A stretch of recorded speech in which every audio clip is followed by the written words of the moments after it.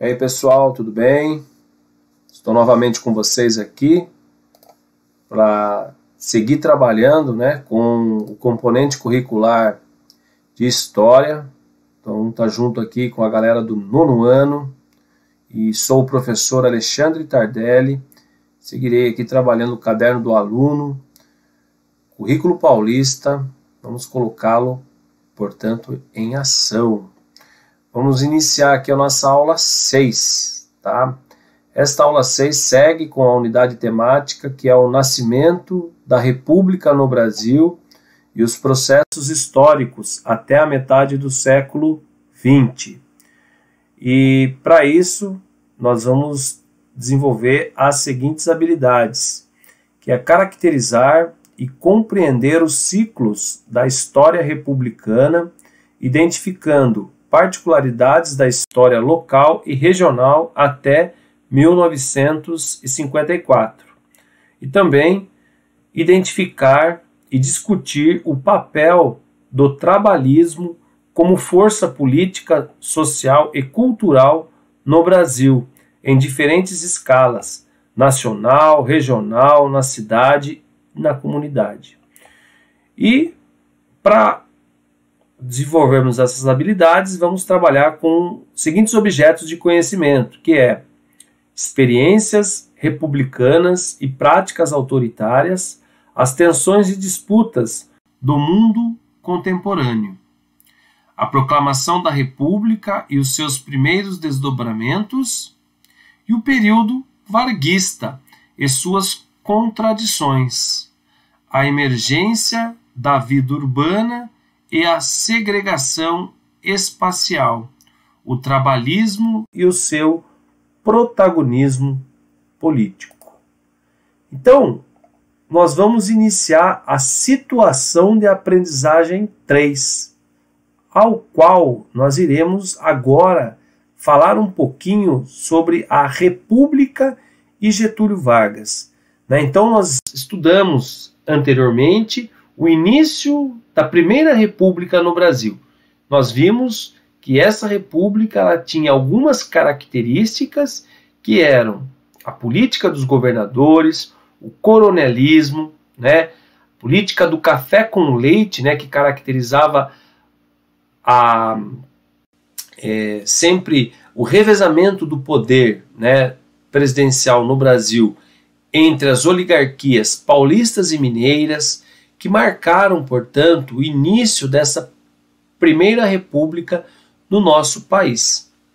E nessa situação de aprendizagem agora, nós vamos estudar o período varguista, o período que se tornou, fez com que chegasse ao poder um dos presidentes mais conhecidos do nosso país, que foi Getúlio Vargas, até porque foi um dos presidentes que mais governou o nosso país. Ele esteve 15 anos no poder. Nós vamos ver como que ele chegou e como se manteve dentro desse processo todo.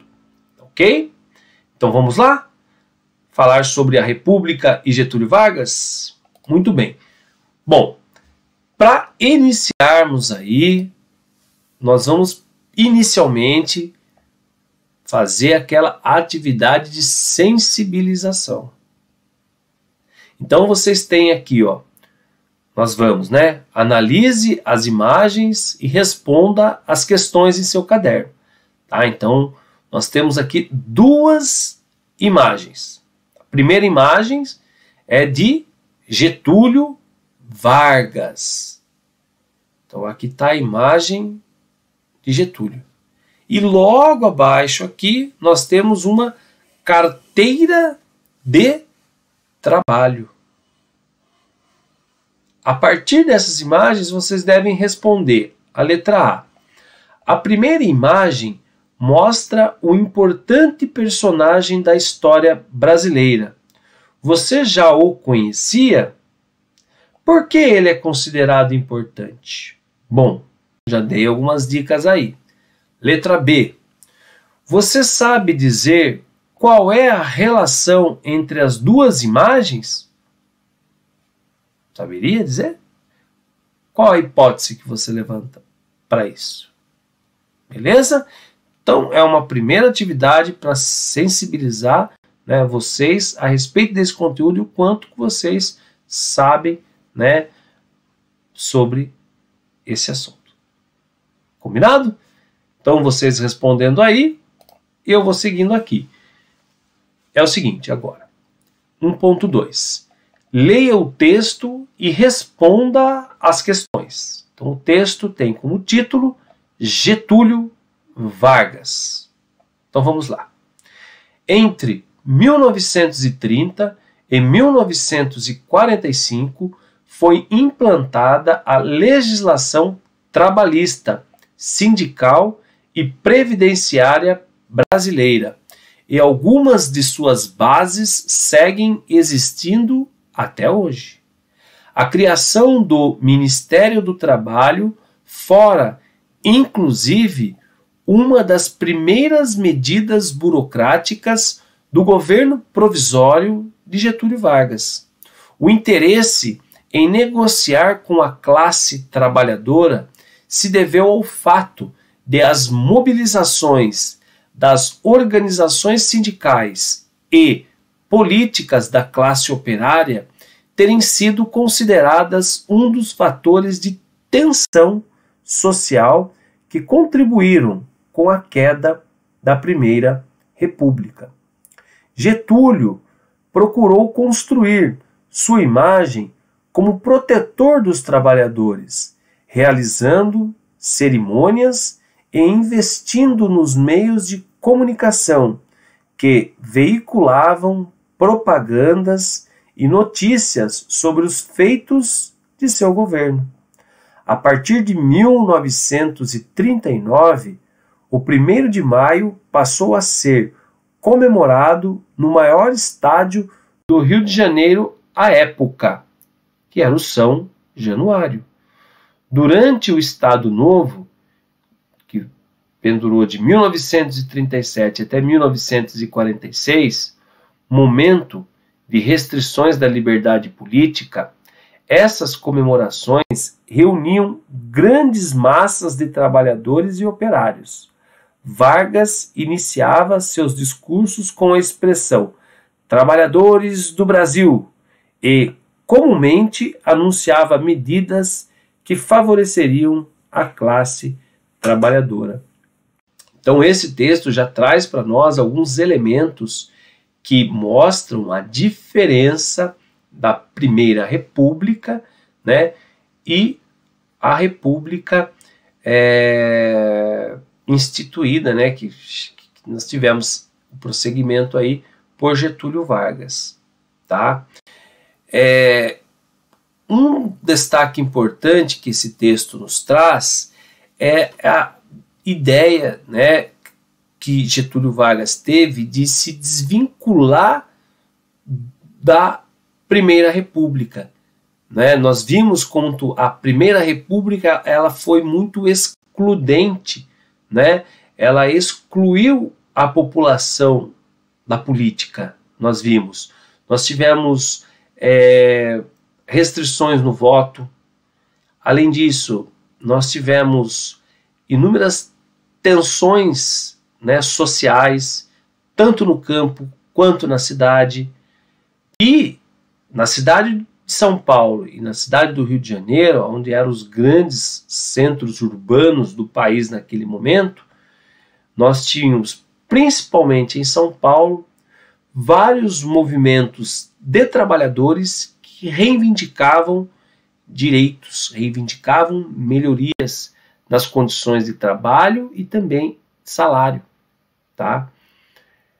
Isso gerava uma tensão e enfraquecia, né, a Primeira República. Getúlio, ele assume o comando do país em 1930 e tentando se desvincular desta imagem que se tinha da República no Brasil pelos trabalhadores, tentando trazer um novo político, né, a qual estava disposto em ajudar né, os trabalhadores, e a partir do seu governo houve a implantação da legislação trabalhista, né, a CLT, que é a consolidação das leis do trabalho, que é aquela que a gente fala carteira de trabalho, com os direitos que nós temos ali colocados, foram desse período. A liberdade sindical, né, porque antigamente se os trabalhadores se organizassem, eles eram reprimidos duramente, muitos presos inclusive, pelo simples fato de reivindicar melhorias nas condições de trabalho e também de salário, e também previdenciário, né? Vejam vocês, né? A previdência é o que garantia a aposentadoria após um longo período de tempo trabalhando, né? Você ter aquele tempo no final da sua vida para poder, né, aproveitar, tá certo? E isso é a previdência que proporciona. Então, Getúlio, ele sempre buscou colar uma imagem, né, se desvinculando dos políticos, né, da Primeira República, dos presidentes, né, da Primeira República, que sempre tinham uma imagem muito mal, né, vista pelos trabalhadores, pela essa relação bastante conturbada de repressão em que os presidentes anteriores mantinham com a maioria, né, podemos dizer assim, da população brasileira. Vamos seguir aqui então?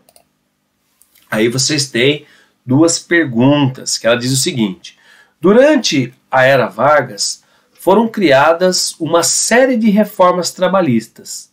Cite algumas de suas consequências para a classe trabalhadora, né? Quais seriam as consequências dessas reformas trabalhistas, né, para a classe trabalhadora? Dá uma recorrida no texto lá, né, para você tentar responder. E a letra B. Aqui o texto atribui o interesse de Vargas em atender os interesses da classe trabalhadora? Explique. Então, acho que está fácil aí para responder. Legal, gente? Dando sequência aqui na atividade, agora vamos iniciar 2, que ela diz o seguinte: análise de fontes é essa atividade. 2.1. Analise as imagens e responda as questões em seu caderno. Então, vamos olhar para essas imagens. Então, nós temos aqui a fonte 1, certo? E a fonte 2. Nós vamos primeiro para a fonte 1. É uma tira de jornal, onde nós temos aqui a imagem, né? Uma pessoa aqui, né, considerada como garçom, mas com a imagem do presidente e o povo sendo servido. E aqui diz o seguinte: o presidente Washington Luiz de Garçom oferece café com leite ao personagem Jeca. E a legenda da imagem: Washington Luiz, café com leite? O Jeca: essa história de café com leite já está pau. Traga-me um churrasco. Ok? Ou seja, aqui sendo representada pelo povo, o Jeca, e o Washington Luiz representando a política do café com leite. Agora vamos para a fonte 2. Também uma tira de jornal, onde nós temos Getúlio Vargas com um bonde nos braços, onde está escrito Catete. É interpretado por Borges de Medeiros, seu principal aliado e mentor. Ao fundo, Washington Luiz assiste tudo. Tá? Então vocês têm aqui, ó, no fundo, o Washington Luiz observando, Getúlio Vargas aqui, né, com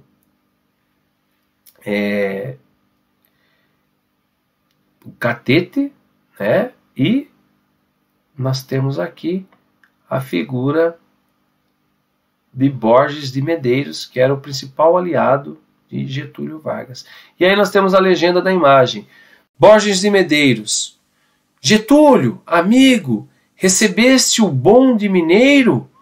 Acho prudente esperardes pelos reboques que não tardarão. Então ele está falando aqui de uma nova aliança feita, né, com os mineiros. Lembrando que os mineiros foram principais aliados de Washington Luiz, do paulista, né, aqui caracterizando a política do café com leite. Legal? A gente dá uma pensada. Aí tem agora as perguntas. A letra A. Quem são os personagens que aparecem nas charges? Quais papéis tinham esses personagens políticos em agosto de 1929? Vamos dar uma pensadinha para poder responder? Letra B. Na fonte 1, o Jeca, que é a figura popular na época que representava o eleitorado brasileiro, rejeita o café com leite. Qual alternativa ele apresenta ao garçom? Qual o significado de seu comentário ao Washington Luiz? Vamos pensar um pouquinho sobre isso? É a letra C. Na imagem 2, Borges de Medeiros faz alusão ao apoio de Minas Gerais na corrida presidencial. Por que essa medida alterou a política do café com leite? Né? Por que será, né, que o apoio de Minas para Getúlio altera essa relação que existia na Primeira República, que perpetuava a política do café com leite? Vamos pensar sobre isso para responder? Então vamos lá. Agora eu vou passar para vocês 2.2, leia os textos e analise as imagens para responder as questões. Então nós temos aqui a fonte 3, e ela diz o seguinte: as eleições presidenciais da Primeira República foram caracterizadas pela chamada política do café com leite e pela hegemonia das oligarquias cafeeiras no poder. Nesse período, as oligarquias paulistas e mineiras acertavam entre si os candidatos para a presidência da República. No entanto, na sucessão do então presidente Washington Luiz, que teve o mandato de 1926 até 1930, essa lógica foi rompida com a indicação do paulista Júlio Prestes, candidato governista, ao invés do mineiro Antônio Carlos de Andrade. Isso gerou uma crise entre as oligarquias dos dois estados, o que ocasionou a formação da Aliança Liberal, que lançou os candidatos Getúlio Vargas à presidência e João Pessoa à vice-presidência, em oposição a São Paulo. Júlio Prestes saiu vitorioso nas eleições, com os resultados divulgados em maio de 1930, sob acusação de fraude pela Aliança Liberal. Em final de julho, o assassinato de João Pessoa, atribuído ao governo federal, foi o estopim do movimento político-militar que ficou conhecido como Revolução de 1930. Liderado por Getúlio Vargas e com o apoio dos tenentes, o movimento depôs Washington Luiz em outubro de 1930.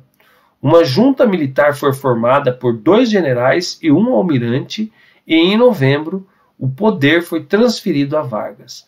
Ao assumir a presidência em novembro de 1930, Vargas suspendeu a Constituição e dissolveu o Congresso. As ações já anunciavam um novo modelo de Estado. Então vejam vocês, né, a política do café com leite sempre foi o revezamento do poder entre Minas e São Paulo. E havia um acordo político para eles entre isso. De 1926 até 1930, Washington Luiz, o paulista Washington Luiz, era o presidente. Naturalmente, dentro desse revezamento, era a vez de São Paulo apoiar um candidato mineiro. No caso, seria Antônio Carlos de Andrade. Porém, os paulistas lançaram Júlio Prestes. E isso trouxe o rompimento dessa relação entre paulistas e mineiros, fazendo com que Getúlio Vargas, candidato da oposição, ganhasse o apoio do mineiro, formando, né, o que é conhecido como Aliança Liberal. Ocorreu a eleição. Importante lembrar que nessa época as eleições eram bastante fraudadas, né? Como nós já vimos anteriormente, né? O voto de cabresto, né? Lembrando aqui, faz com que nessa eleição saia vitorioso Júlio Prestes. Só que o resultado da eleição foi muito contestado por Getúlio Vargas, na qual ele, após, né, o assassinato do seu vice, João Pessoa, da qual eles atribuíram esse assassinato ao governo federal, fez com que estourasse um movimento político e militar, porque teve vários tenentes, né, que apoiaram Getúlio, que ficou conhecido como a Revolução de 30. E, a partir disso, Getúlio consegue assumir o poder, tá, e a presidência do Brasil. Seguindo aqui, agora nós temos a fonte 4. Com a crise internacional de 1929, que levou à queda do preço do café e à paralisação das vendas, o governo de Vargas decidiu por comprar café e queimar seus estoques, no intuito de diminuir a oferta e conter a queda no seu preço. O governo Vargas não agradou às oligarquias paulistas, que exigiam uma constituinte, além de um interventor paulista e civil. Esse descontentamento deu início, em 9 de julho de 1932, à Revolução Constitucionalista, movimento armado que se rendeu em outubro. Em 1934, foram realizadas eleições para a Constituinte e uma nova Constituição foi promulgada. Esta teve características contraditórias, pois, ao mesmo tempo que trouxe aspectos liberais, também trouxe uma base intervencionista. Estabelecia voto secreto, feminino e a redução da idade mínima do eleitor de 21 para 18 anos. Também incorporou as leis trabalhistas, como jornada de trabalho de 8 horas, descanso semanal, férias anuais, instituição da Previdência Social e reconhecimento dos sindicatos.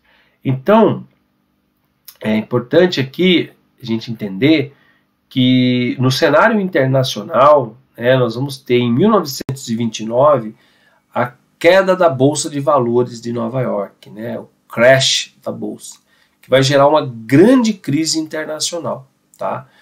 Isso, obviamente, faz com que o principal produto exportador brasileiro, o café, né, caia, né, paralise as suas vendas, e Getúlio, tendo que lidar com essa situação, foi onde ele comprou o café e queimou o café. Olha só que absurdo, né?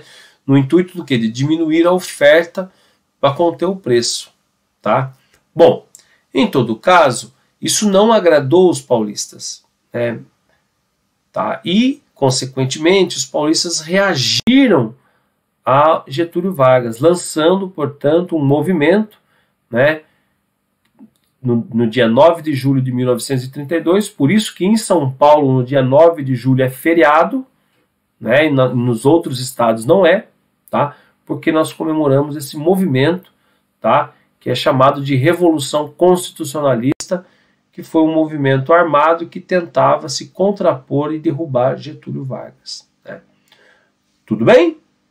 Então, seguindo aqui, vocês têm essa fonte 5, essa fonte é Getúlio Vargas na corda bamba, onde está escrito Constituição, é anunciado pelo palhaço. Respeitável público, o artista famoso, já conhecido em números arriscados sobre o solo, vai agora se exibir no arame, um número novo.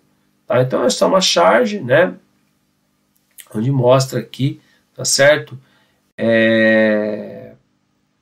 Portanto, Vargas, né, numa corda bamba aqui, principalmente em relação, né, à Constituição. Ok? Nós temos a fonte 6, onde nós vemos aqui, né, abaixo a ditadura, porque, só destacando aqui, que essa nova Constituição instituída por Getúlio, os paulistas entendiam que era uma, né, que Getúlio, ao assumir o poder, ele destituiu também, né, todo o Congresso.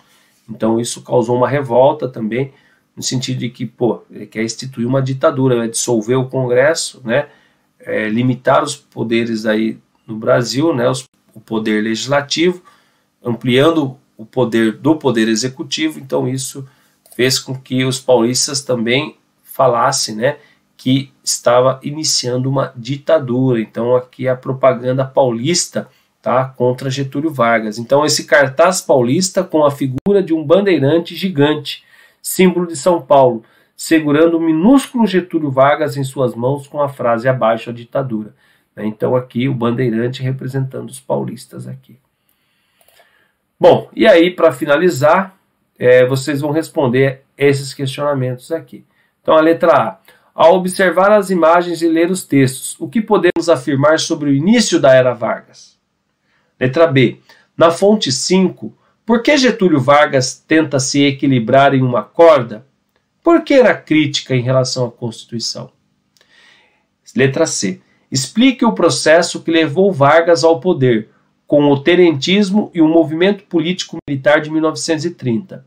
Se necessário, realize uma pesquisa em seu livro ou na internet e registre em seu caderno. E a letra D, com base no cartaz paulista do período da Revolução Constitucionalista, na fonte 6, responda: quais eram os motivos para acusar o governo de ser ditatorial? Então, beleza? Então, vocês recorrem aí às fontes, os textos, as imagens, né, para poder responder essas atividades. Beleza, gente? Vou encerrando por aqui essa aula. Espero vocês na nossa próxima aula. Espero que vocês tenham gostado. Até mais.